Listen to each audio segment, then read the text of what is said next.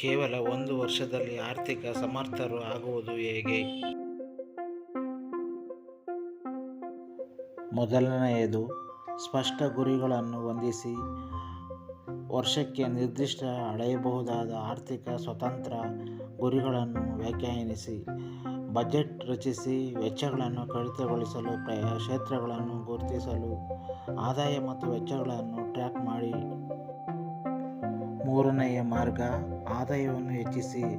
ಅಡ್ಡ ಕೆಲಸಗಳು, ಸ್ವತಂತ್ರವಾಗಿ ಕೆಲಸ ಮಾಡುವುದು ಅಥವಾ ಕೆಲಸದಲ್ಲಿ ಹೆಚ್ಚಳವನ್ನು ಕೇಳಿ. ನಾಲ್ಕನೆಯದು, ಸಾಲವನ್ನು ಕಡಿಮೆ ಮಾಡಿ. ಕ್ರೆಡಿಟ್ ಕಾರ್ಡ್ಗಳಂಥ ಹೆಚ್ಚಿನ ಬಡ್ಡಿ ಸಾಲಗಳನ್ನು ಪಾವತಿಸಲು ಆದ್ಯತೆ ನೀಡಿ. ಪಾಯಿಂಟ್ 5, ಆಕ್ರಮಣಕಾರಿಯಾಗಿ ಉಳಿಸಿ. ನಿಮ್ಮ ಆದಾಯದ ಕನಿಷ್ಠ 20-50% ಉಳಿಸುವ ಗುರಿಯನ್ನು ಹೊಂದಿರಿ.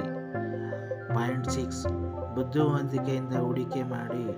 ಸೂಚ್ಯಂಕ ನಿಧಿಗಳು ಅಥವಾ ETF-ಗಳಂಥ ವೈವಿಧ್ಯಮಯ ಸ್ವತ್ತುಗಳಲ್ಲಿ ಹೂಡಿಕೆ ಮಾಡಲು ಪ್ರಾರಂಭಿಸಿ. 7ನೇ ಮಾರ್ಗ, ಆರ್ಥಿಕ ಸಾಕ್ಷರತೆಯನ್ನು ಕಲಿಯಿರಿ. ಪುಸ್ತಕಗಳನ್ನು ಓದಿ, ಕೋರ್ಸ್ಗಳನ್ನು ತೆಗೆದುಕೊಳ್ಳಿ ಅಥವಾ ಹಣಕಾಸು ತಜ್ಞರನ್ನು ಅನುಸರಿಸಿ. 8ನೇ ಮಾರ್ಗ, ವೆಚ್ಚಗಳನ್ನು ಕಡಿಮೆ ಮಾಡಿ ಅನಗತ್ಯ ಖರ್ಚುಗಳನ್ನು ತಪ್ಪಿಸಿ ಮತ್ತು ಮಿತವ್ಯಯ ಜೀವನ ಶೈಲಿಯನ್ನು ರೂಢಿಸಿಕೊಳ್ಳಿ. 9ನೇ ಮಾರ್ಗ, ತುರ್ತು ನಿಧಿಯನ್ನು ನಿರ್ಮಿಸಿ. ಭದ್ರತೆಗಾಗಿ 3-6 ತಿಂಗಳ ವೆಚ್ಚವನ್ನು ಉಳಿಸಿ.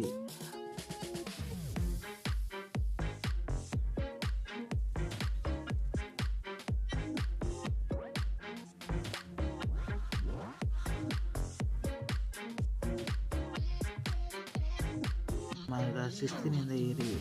ನಿಯಮಿತವಾಗಿ ಪ್ರಗತಿಯನ್ನು ಪರಿಶೀಲಿಸಿ ಮತ್ತು ನಿಮ್ಮ ಹಣಕಾಸು ಯೋಜನೆಗೆ ಅಂಟಿಸಿಕೊಳ್ಳಿ.